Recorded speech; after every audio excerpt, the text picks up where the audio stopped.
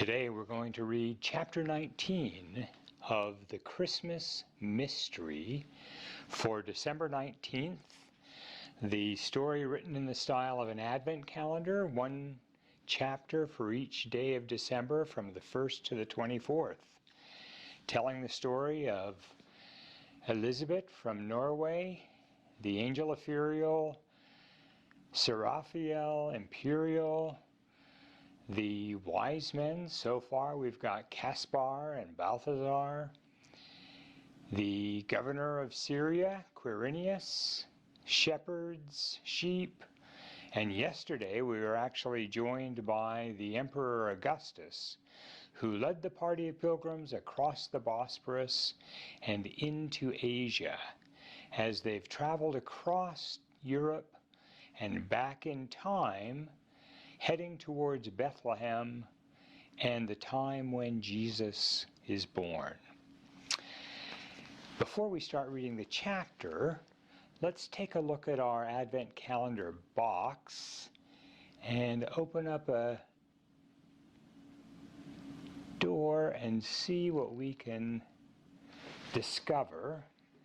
So for the 19th of December,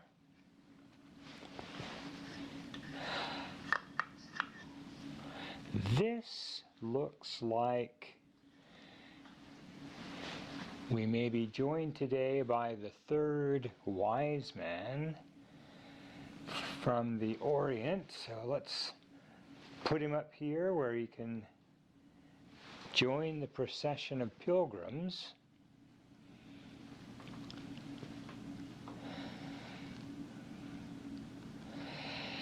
And we'll start reading the chapter for the 19th of December. Let me show you the picture. So there's the picture for today. A man dressed in red, like a bishop.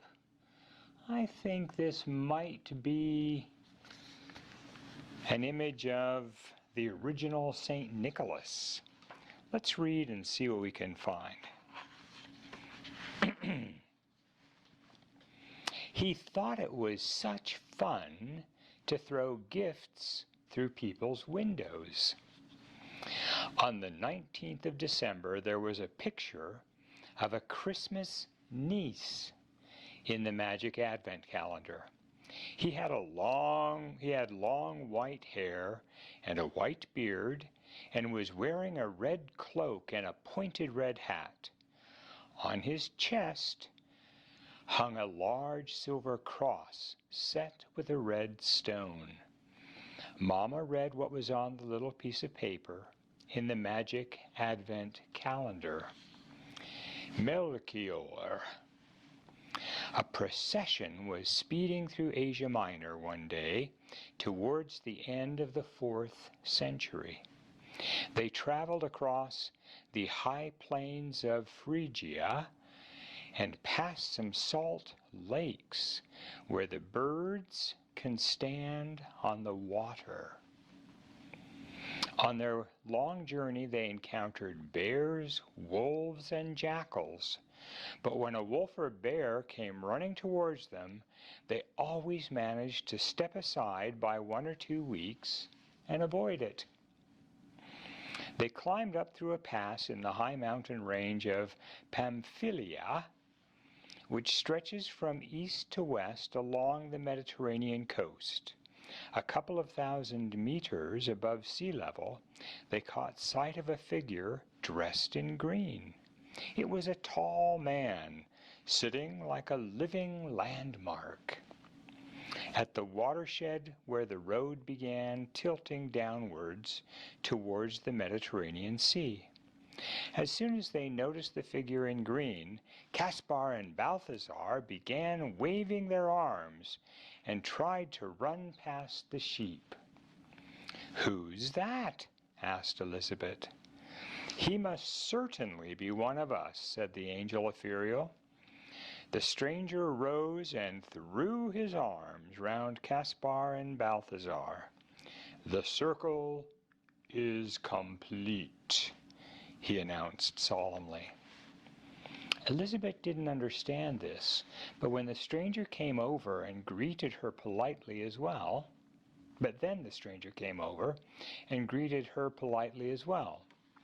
"Welcome to Pamphylia," he said. "My name is Melchior, third wise man and king of Egriscula." Then Elisabet understood what he had meant by the circle being complete, for now all three kings of Orient were gathered together. "You have so many strange names," she said. "You're wise men, kings of Orient, and Caspar, Balthazar, and Melchior." Melchior smiled from ear to ear. "We have still more names. In Greek, we're called Galagat, Magalat, and Sakharine. Other people call us Magi, but it doesn't matter what they call us. We are part of this story on behalf of all people on earth who do not come from the Holy Land." Elisabet looked up at the angel Epheriel, and the angel nodded. "That is quite true." "Of course, one would not tell lies, surely," continued Melchior. "One would not have been a king of the Orient unless one spoke the truth, surely. One could not have been particularly wise either, only seeming wise." He was so funny when he talked that Elisabet couldn't help laughing. He had more to say. "Besides, I wouldn't have been called Melchior if I hadn't been fond of milk, nor would I have been called Sakharine unless I was fond of sugar. In short, I am so happy that I often want to sing and dance, and I am always very happy every Christmas Eve, for that's when Jesus was born." "That'll do," said Joshua, striking a stone with his shepherd's crook. "To Bethlehem, to Bethlehem." But Melchior spoke again. "We must greet the Christmas niece first. He lives just below here." With which they set off down the steep mountainside towards the Mediterranean Sea. While they ran, Elisabet said, "Is it really true that we're going to greet the Christmas niece?" Epheriel pointed down at a town clinging to the side of the mountain. They could glimpse the Mediterranean in the background. "The time is 3:22. The town is called Myra, and this is where Paul came when he was traveling to Rome to tell the capital of the Roman Empire about Jesus. He founded a Christian community in Myra, too." "I don't understand what that has to do with the Christmas niece." But the angel went on. 200 years after Paul came to Myra, a boy was born here who was called Nicholas. His parents were Christians, and later on Nicholas was elected Bishop of Myra. In Myra there lived a girl who was very poor because her father had lost everything he owned. She wanted to get married, but it was quite impossible because she had no money for her dowry. Bishop Nicholas wanted to help the poor girl, but he knew that her family were too proud to accept a gift of money. Perhaps he could have put some money into her father's bank account, suggested Elisabet. Yes, although this was a long time before such things as banks existed, but Nicholas did something similar. He crept out during the night and threw a bag of gold coins through their open window. In that way, the girl got the money to marry after all. That was kind of him. But it didn't stop there. He thought it was such fun to throw gifts through people's windows that he went on doing it. When he died, many legends were told about him. Later, he became Saint Nicholas.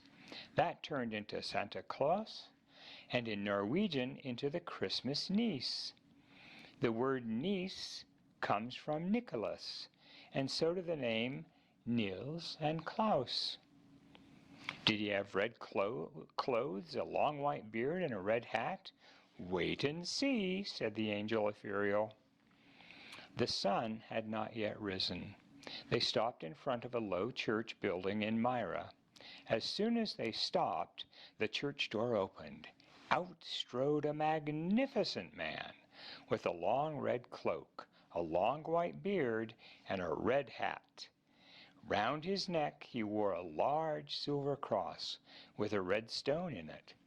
He almost looked like a Christmas niece, but Ethereal whispered in Elisabet's ear that the time was 325 years after the birth of Jesus, and that the man was dressed in quite normal bishop's clothes. Only later was the red robe of the bishop exchanged for black clothes in some places. It is Bishop Nicholas of Myra, whispered the angel. Elisabet had an idea. Has it anything to do with myrrh? You do well to say so, for myrrh was one of the 3 Christmas gifts to the Christ child, said the angel with a smile. It's become the custom to give gifts at Christmas because of the gifts the 3 wise men brought to the Christ child, and because of Bishop Nicholas's generosity. In his arms the man held 3 different caskets. He walked firmly toward the 3 kings of Orient, bowed low, and offered each of them a casket. Caspar's casket was full of shining gold coins. In Balthazar's casket was incense, and in Melchior's casket myrrh. We are on our way to Bethlehem, said Caspar. Bishop Nicholas laughed so that his beard shook. Ho, ho, ho, ho, ho, ho. So you must take a few little gifts for the child in the manger. You simply must do that, mustn't you? Ho, ho, ho, ho, ho, ho, ho. Since Elisabet was standing in front of a real Christmas niece, she ran right up to him and felt his red cloak. Then he bent down and lifted her up in his on his arm. She tried to pull his beard to find out whether it was real, and it was. Why are you so kind? She asked. Ho, ho, ho, ho, ho, laughed the man in red again. The more we give away, the richer we become, and the more we keep for ourselves, the poorer we become. That is the mystery of generosity. Neither more nor less, but it's the mystery of poverty, too. The angel imperial clapped his hands. Well spoken, Bishop. Bishop Nicholas continued. All those who lay up for themselves treasures upon earth will be poor one day, but those who have given away all they possess will never be poor. Besides, they have had great fun. Ho, ho, ho, ho, ho. For the greatest joy on earth is generosity. That may be so, said Elisabet, but first you must own something to give away. At that the good-natured bishop laughed so violently that his whole body shook. Elisabet almost felt seasick as she sat on his arms.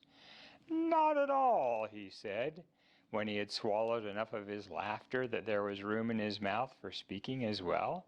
You needn't own anything at all to feel generosity fizzing in your veins. A little smile is enough, or something you've made yourself. And with those words he put Elisabet down again on the mosaic floor in front of the church.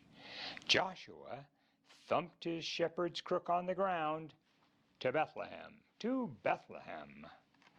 As they moved off, they could hear the bishop's laughter behind them. in the church square. Ho, ho, ho, ho, ho, ho, ho, ho, ho, ho.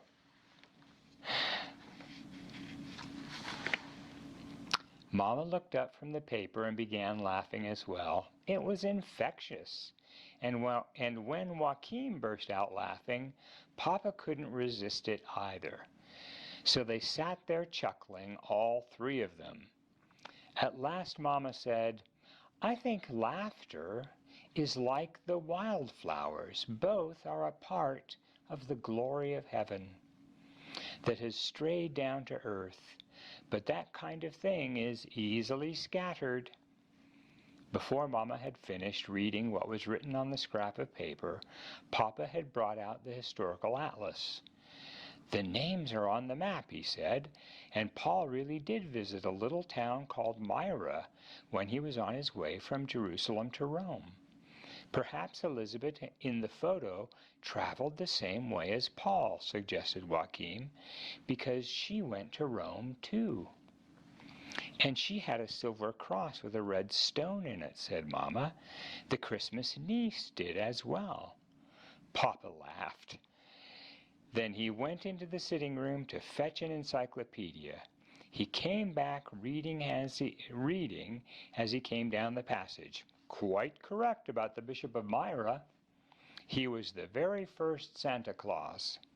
I must say, history is full of strange connections," said Mama. "It's as if small Nieser," that's like little small Santa Clauses, "have been jumping up and down all through the centuries." And that is the end of chapter 19 of the Christmas Mystery.